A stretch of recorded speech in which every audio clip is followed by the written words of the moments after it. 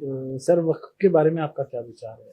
ये ऐसे बोलते हैं कि ये संपत्ति आज जहाँ बैठे हैं अपन ये बोल देंगे कल ये हमारी है, तो कोई भी संपत्ति पे हाथ रख दो वो हमारी है। तो इस पर आपका क्या विचार है? मैंने 50 से ज्यादा कानून चैलेंज किए हैं अब तक हाई कोर्ट सुप्रीम कोर्ट में। तो मैंने ये देखा कि संविधान की स्पिरिट के बिल्कुल खिलाफ, स्वाभाविक सी बात है मैं चैलेंज इसलिए करता हूं क्योंकि संविधान के खिलाफ कानून बनाए गए, लेकिन 3 कानून भारत को बर्बाद करने के लिए और संविधान की धज्जियां उड़ाते हुए बनाए गए। और वो तीनों कानून कांग्रेस ने एक 1991 बनाया था प्लेस ऑफ वर्शिप एक्ट, 1992 में बनाया था माइनॉरिटी कमीशन एक्ट, और 1993 में बनाया था उन्होंने, और 1995 में बनाया था Waqf act. Place of worship act बनाया 1991 में, बाबर, हुमायूं, तुगलक, गजनी, गोरी के द्वारा तोड़े गए मंदिरों, हमारे जो मंदिर तोड़े गए थे जिसको मस्जिद बना दिया गया, उस अवैध मस्जिदों को लीगलाइज करने के लिए। 1992 में माइनॉरिटी कमीशन एक्ट बनाया था भारत में धर्मांतरण को प्रमोट करने के लिए, हिंदुओं को आपस में बांटने के लिए, मुसलमानों और क्रिश्चियंस को फायदा पहुंचाने के लिए।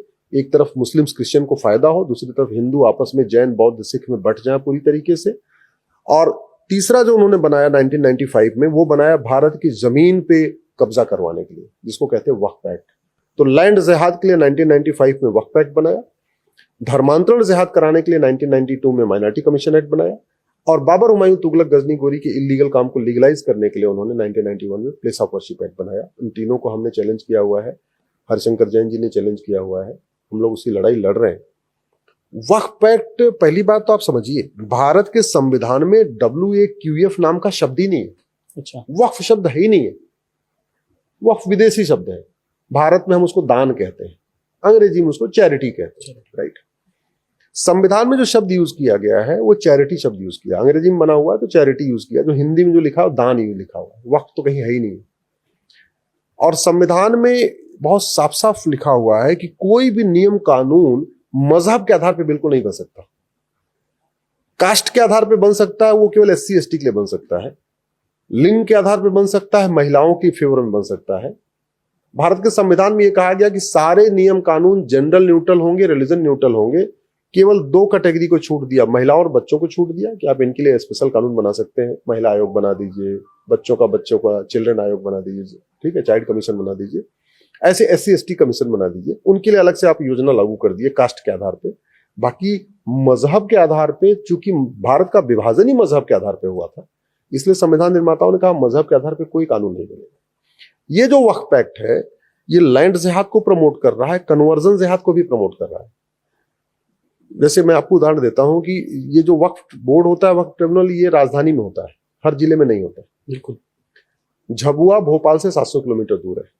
झाबुआ के ट्राइबल्स ने कभी लोकल कोर्ट भी नहीं देखी है, क्योंकि ट्राइबल के बीच में जो मुकदमा होता है आपस में पंचायत करके खत्म हो जाता है, कोर्ट कचहरी के चक्कर उनके यहाँ होता ही नहीं।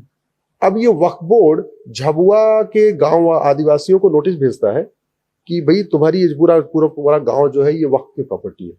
उनको पता नहीं वक्फ सब क्या होता है, क्या वो कहते हैं फिर क्या करना है, बोले एक काम करो, तुम्हारी जमीन तो जाएगी, यहाँ तुम रह ही नहीं पाओगे। बोले हम तो इतने सालों से रह रहे हैं, बोले कागज दिखाओ। कागज, अब वो बेचारे वो ट्राइबल कागज कहाँ रखते हैं, तो रहते हैं जंगल में पड़े हुए तो पड़े हुए। फिर कहता है काम करो, जमीन बचानी है तो कन्वर्ट हो जाओ। अच्छा, हाँ, तो अमीरों को नोटिस भेज के वक्फ बोर्ड एक्सटॉर्शन करता है और गरीबों को नोटिस भेज के कन्वर्जन करता है। इलीगल जितने स्ट्रक्चर है उसको भी लीगलाइज करता है। उदाहरण के लिए इस्लाम में मजार, दरगाह और पक्का कब्रिस्तान बनाना हराम है, इसलिए आपको अरब में, दुबई में, कुवैत में, बहरीन में एक भी मजार नहीं मिलेगी, एक भी दरगाह नहीं मिलेगी, एक भी पक्का कब्रिस्तान नहीं मिलेगा। इस्लाम में मजार, दरगाह बनाना ही हराम है, वहां जाना भी हराम है।